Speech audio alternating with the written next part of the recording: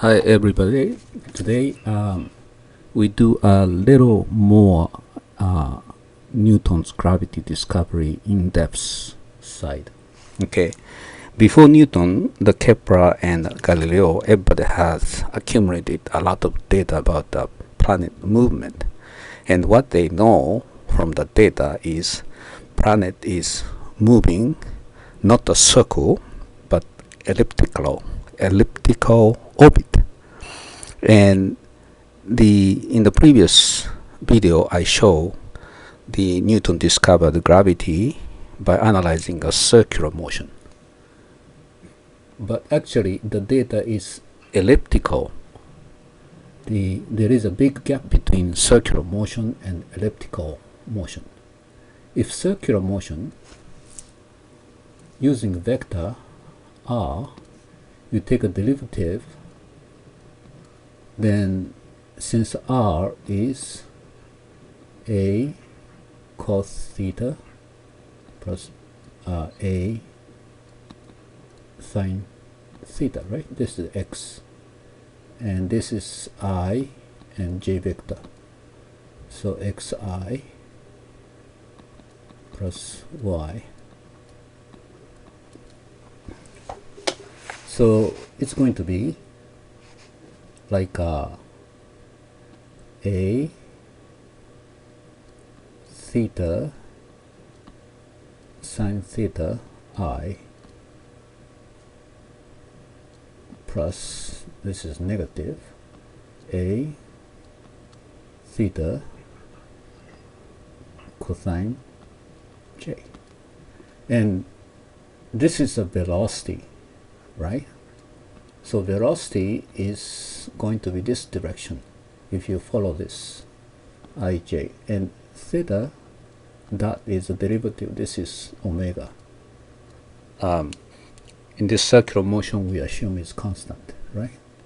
And if you take a derivative again, second derivative, then it's going to be a omega square cosine theta plus sine theta j. This is I. So it's going to be this direction. Okay, so acceleration is a omega 2, which is a square. This is a Coriolis force, right? It must have this direction. It's a fictitious force acting to fly out from a circle when you have force here and circling around, and this is going to be the gravity. So Newton assumed if planet is circling around sun, then there must be some force acting on it, and which is gravity. Okay, so but actually the Kepler data shows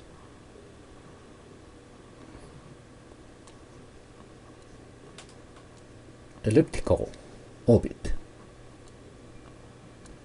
and this is the sun and this is the earth. Can you really predict this? So this is the part, I don't have a detail because I didn't see the Newton's notebook, see how he arrived, but using vector calculus we can easily understand this. Suppose we have a general equation r, right? Vector r, which is this one, and r hat is a unit vector pointing outward, right? And take a derivative using polar coordinate derivative. Okay, so you get this, and take a derivative again, then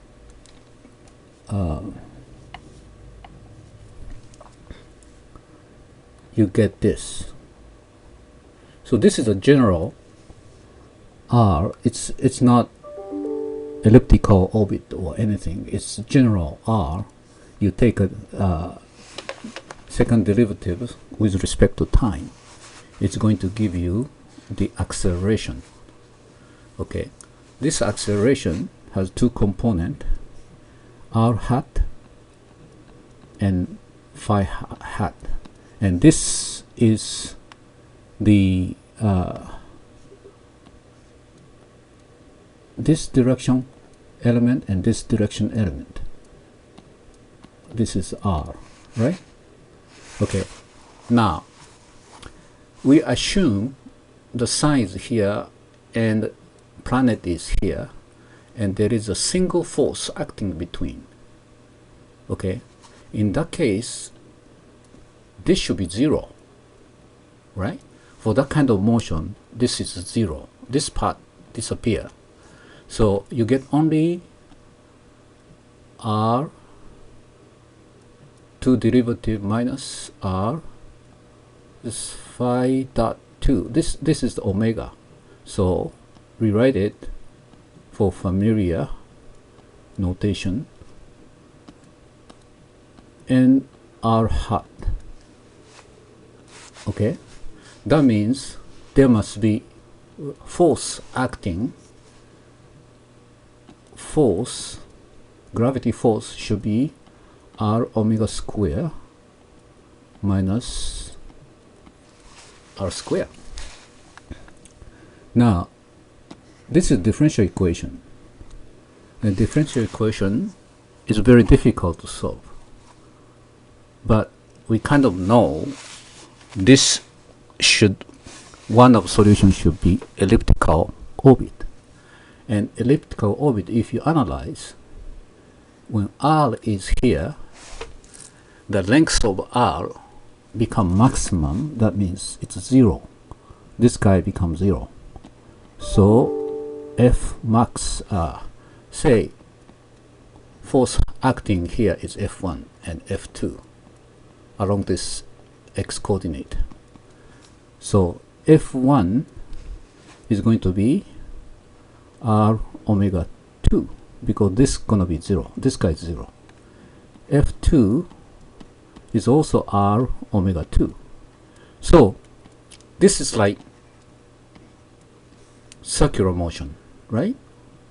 So we cover that here, circular motion.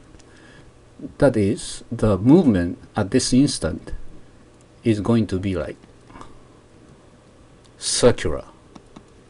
And here, when planet is here, it's going to be circular, right? Okay, here the problem is, suppose planet comes circular motion and arrive here and capture in this, but this velocity is not fast enough, not large enough to maintain this orbit.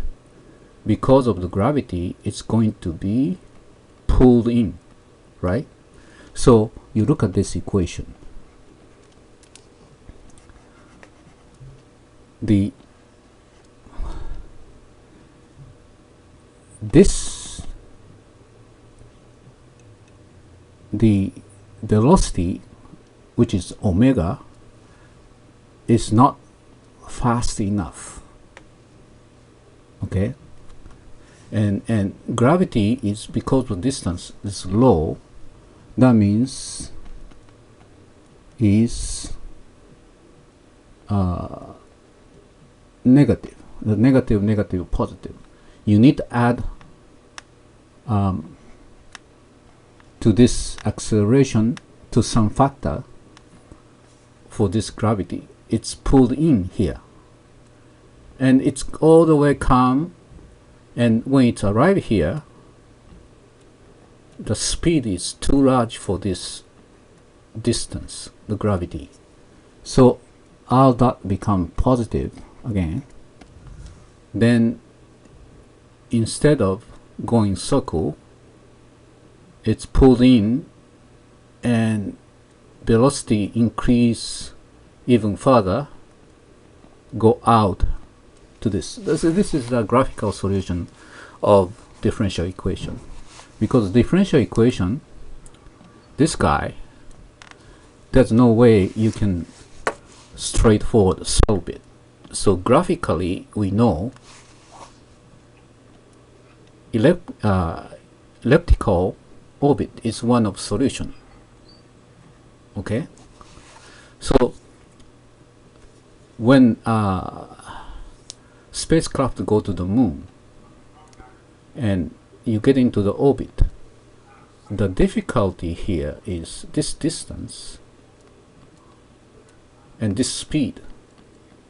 This has to be just right in order to get into circular orbit.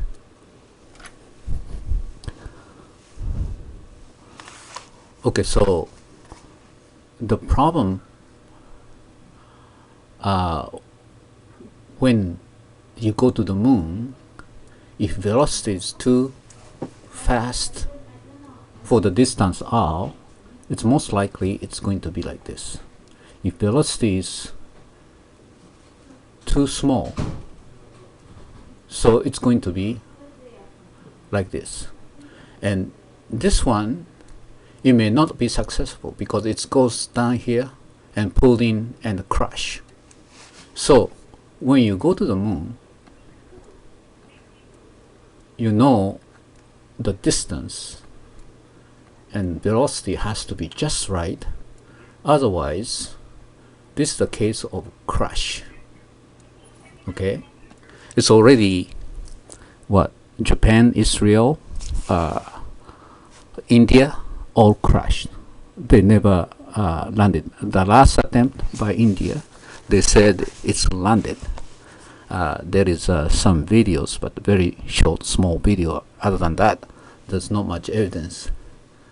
Well, NASA claim they send the 3 men six times, and every time is successful.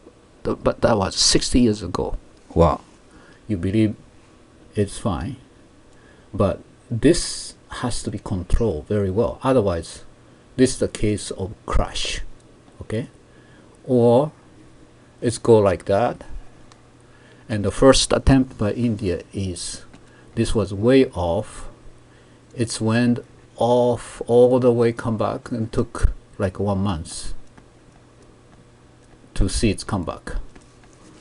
So it's extreme elliptical orbit. Okay, so this is the issue with the elliptical orbit. Elliptical orbit is possible with a single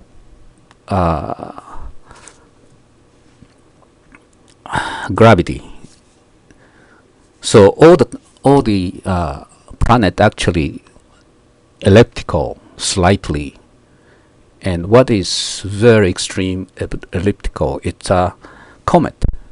And the comet come somewhere around Jupiter and come all the way. Its single source of force is gravity here. The sun pulling all the way, and go around the sun very fast. And now it's too fast for that small orbit. It shoot up all the way back, and that takes 500 years. Okay, so when comet pass around Earth, it's like over 200 Mach 200 Mach or Mach, whichever is 200, which is impossible for our current technology to have that kind of speed. But that's the speed you need to go to Jupiter, somewhere around there. Okay, so you understand this.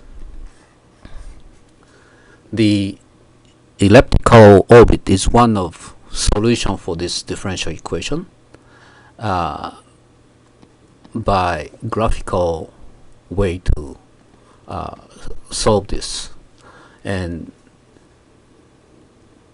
sun is sitting is one of focal point of the elliptical orbit, and that totally Kepler data is verified.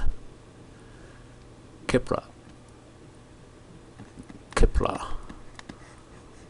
the data is verified by theory. And in order to do it very simply is use the vector calculus to show how it works. Okay, so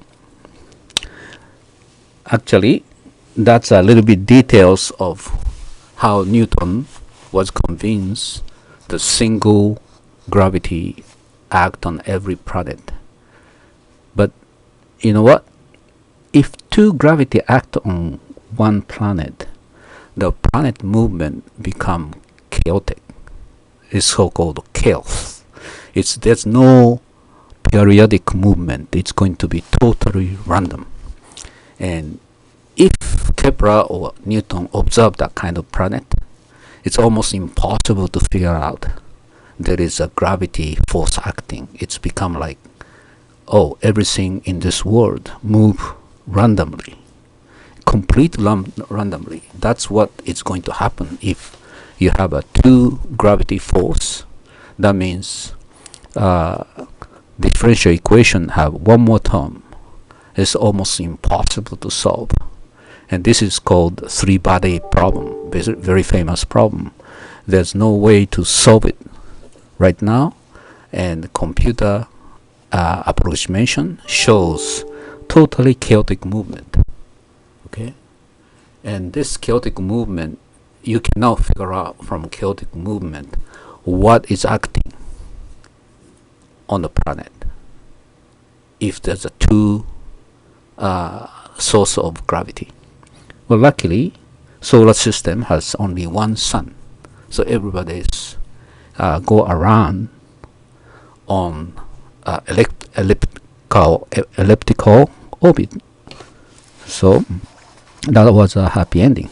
Okay, so if you like this story, please click like and subscribe and wait for the next video. Thank you.